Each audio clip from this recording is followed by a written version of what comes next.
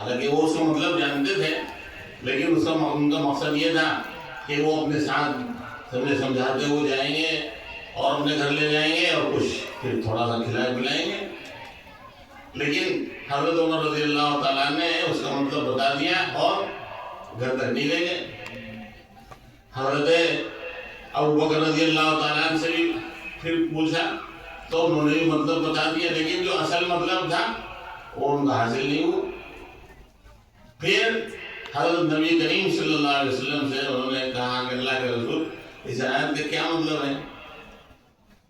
تو آپ جو ہے حضرت ابو ہریرہ کا جو اصل مطلب تھا وہ سمجھ گئے، اچھا آ جاؤ. اور آپ اپنے گھر تشریف لے گئے اور پھر پورے گھر میں کیا کچھ کھانے کے لیے ہے؟ تو کہا کہ ہاں انصار مدینہ کے یہاں سے دودھ کا ایک پیالہ ہے.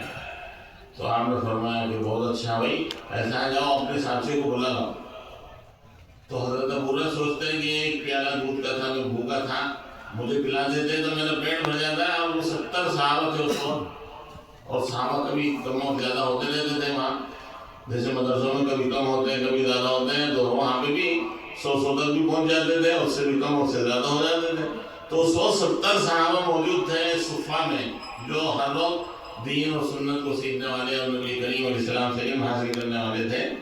ایک پیالہ ہے اور حضرت ابو ہریرہ بھوکے بھی ہیں، اور انہیں سے کہا جا رہا ہے کہ جاؤ بلا لاؤ اپنے ساتھیوں کو بلا لاؤ. چنانچہ اللہ نبی کا حکم ہے، اللہ کے رسول کا حکم تھا.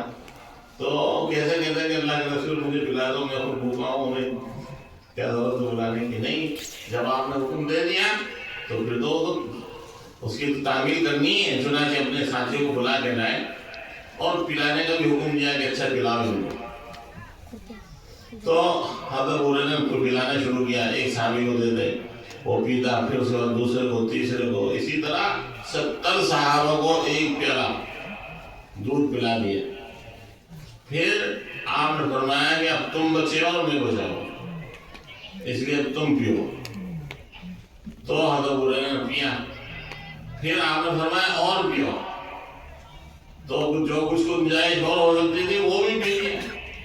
آپ نے فرمایا اور پیو. انہوں نے کہا لا ازید لہ مسئلۃ، اللہ کے رسول اب تو کوئی جگہ نہیں رہی، گنجائش ہی نہیں رہی جانے کی، جتنا پی سکتا تھا پی لیا. آپ نے پھر ان کے بعد خود پیا اس میں. تو ایک پیالے کے اندر اتنی برکت ہو جاتی ہے کہ سارے کے سارے لوگ پی لیتے. یہ کیا ہے؟ یہ برکت ہے. تھوڑی سی چیز ہے سب پینے کافی ہوگی، اور یہ نبی کریم علیہ السلام کا معجزہ ہے. لیکن یہ آپ کی سنتوں کے ساتھ بھی ہے. جو آپ کی سنتوں پر چلتے ہیں، جو آپ کے طریقے پر چلتے ہیں اور جو دین پر چلتے ہیں، تو اللہ تعالیٰ ان کی زندگی کے اندر برکت دے دیتے ہیں، ان کے مال میں، ان کی جان میں برکت دے دیتے ہیں. یہ جو دین سے اور علم سے وابستہ حضرات ہیں، تھوڑی تھوڑی تنخواہ ہوتی ہیں جس میں عام طور پر کسی کو گزر بسر نہیں ہو سکتا، اور وہ اسی تھوڑی سی تنخواہ کے اندر صاف ستھری زندگی گزر بسر کر لیتے ہیں. اور عام لوگوں سے زیادہ بچے ہوتے ہیں. دوسرے لوگوں کے ہاں 2 بچے ہوتے ہیں اور سمجھتے ہیں کہ بس بہت ہو گئے، ان کا کون خرچ اٹھائے گا، اور ان کے یہاں 4 ہیں، 6 ہیں، 8 ہیں اور 10 ہیں، اور اس پہ بھی بسری. اسی میں اللہ تعالیٰ سب کو گزر بسر بھی کرا دیتا ہے، سب کی تعلیم بھی کرا دیتا ہے، سب کی شادی بیاہ بھی ہو جاتے ہیں. تو یہ کیا ہے؟ یہ دین کے ساتھ وابستگی پر اللہ تعالیٰ نے برکت رکھی. جو تقویٰ اور پرہیزگاری اور ایمان اور قرآن سے تعلق ہوتا ہے تو پھر اللہ کی طرف سے برکتیں آتی ہیں. اور جب زندگی سے نیکی اور تقویٰ نکل جاتا ہے تو پھر بے برکتی آتی ہے. جتنا پیسہ ہے وہ ختم، جتنا پیسہ ہے وہ سب ختم. اس لیے ضرورت اس بات کی ہے کہ ہم قرآن کریم سے تعلق مضبوط کریں، تو ہماری زندگی کے اندر برکتیں آئیں گی، ہماری اولاد کے اندر برکت آئے گی، گھر میں برکت آئے گی، ہماری اولاد ہماری فرمانبردار بنے گی. اگر ہم حق اور حلال کا پیسہ ہم کو کھلائیں گے تو ہماری اولاد ہماری خدمت گزار ہوگی. اور اگر ہم نے حلال حرام کی کوئی پرواہ نہیں کی، دین کی کوئی پرواہ نہیں کی، اور اسی طرح ہم کو نام پیسہ حرام کا پیسہ کھلایا، تو ہماری اولاد جس پر ہم نے پیسہ خرچ کیا، جس پر ہم نے اپنی طاقت خرچ کی، لیکن حلال اور حرام کا اور دین کا کوئی خیال نہیں کیا تھا، وہی ہماری باغی ہوگی، وہی ہماری مخالف ہوگی، وہی ہماری خدمتوں سے دور ہوگی. ہم جو ہے سب کچھ کرنے کے بعد محروم ہو جائیں۔ اس لیے قرآن کریم سے تعلق، اپنے تمام بچوں کو قرآن کریم سے تعلق پیدا کریں، اور خود بھی قرآن سے تعلق ہونا چاہیے۔ جو قرآن پڑھا ہوا نہ ہو پڑھ سکتا ہے، حتیٰ کہ اگر بوڑھا بھی ہے اس کو بھی شوق پیدا ہو جائے تو ایک گھر بھی پڑھ سکتا ہے۔